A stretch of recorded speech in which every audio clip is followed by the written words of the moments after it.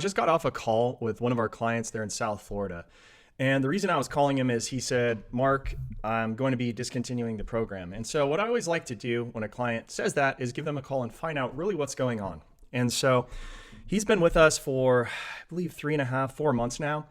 I went into his Google Ads accounts, I went into his Bing Ads accounts, and the first thing I asked him is, what do you think is going on? And his answer was pretty vague. He said, I'm just not booking enough to justify the cost of your program.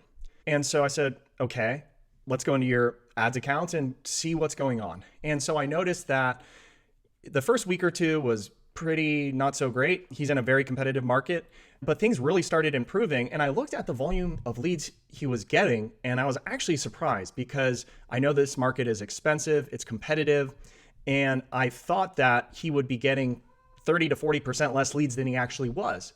So I was puzzled by this. So what I did next is I went and looked into his high level account. High level is software that all of our clients use at Limo Marketer to track their leads, track their sales, to automate their follow-ups. So it does SMS, it does email follow-ups, a lot of cool different stuff, right?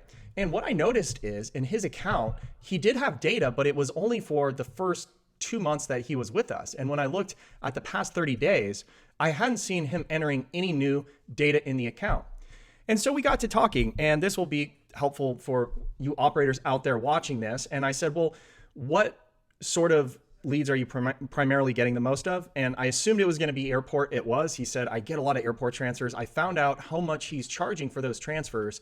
And I started doing the math, and I came to the conclusion that, yeah, even if you are booking a lot of these leads, if that is your average job ticket, then it's likely that you're just not going to make this work if almost all of your leads are airport transfers, especially because I had a feeling he wasn't doing the right things to see if it would be a potential repeat client. He wasn't asking for additional business. I'm pretty sure that he wasn't asking every time for a round trip, just based on the feeling I was getting from him. And so what we decided to do is go into his account and add negative keywords for anything related to an airport. So I added airport, transfers, and then all of the airport codes in his area as negative keywords. So what that means is if people go online and search for, let's say, LAX airport car service, they are not going to see his ads. He's not in SoCal, but just giving you an example because I don't want to reveal the actual market. The thought being that by doing that, we will eliminate not all airport runs, because what if someone just searches Los Angeles car service and they intend on going to the airport? There's no way we can block that out. However, if we add all of those as native keywords on both his Google and his Bing Ads account, what that's going to do is that's going to greatly reduce the number of airport leads he gets. What is the idea here? Well, the idea is we are trying to increase the number of hourly bookings he's getting. So by adding all of these words as negative keywords, he's going to free up his budget to target people that are searching like city name car service or city name chauffeur service. And again, those people might be searching for an airport transfer, but they might also be searching for hourly, which typically pays more. So that's what we decided to do.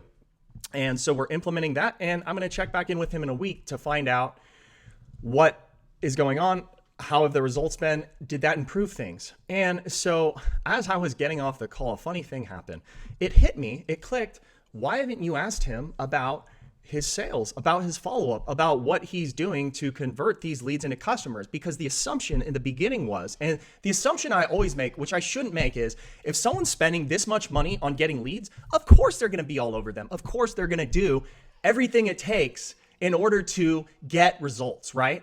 Well, I was completely wrong about that. I went into his conversations and I found out that in the past 2 days, he wasn't responding to anyone. And so I brought this up to him and he said, oh yeah, I haven't really been responding to leads as well as I used to. And so it hit me, okay, this makes sense, because it wasn't adding up. Typically, when I see someone doing as well as he was doing, they're getting good results, right? His account wasn't really a problem account. He was doing well in terms of the lead volume he was getting. So the issue really was his follow-up. And so I asked him, I said, look, do you want to continue? Like, is this something you want to continue?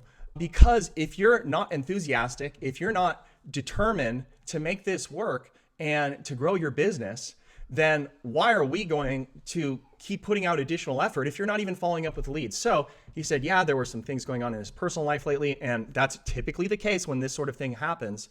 And so I asked him, I said, look, let's just pause the account right now, and then let us know in the next day or two if you would like us to resume the ads. Because here's the thing, we can go and do all this work and keep monitoring your account and try to improve your results, but it takes two to tango, right?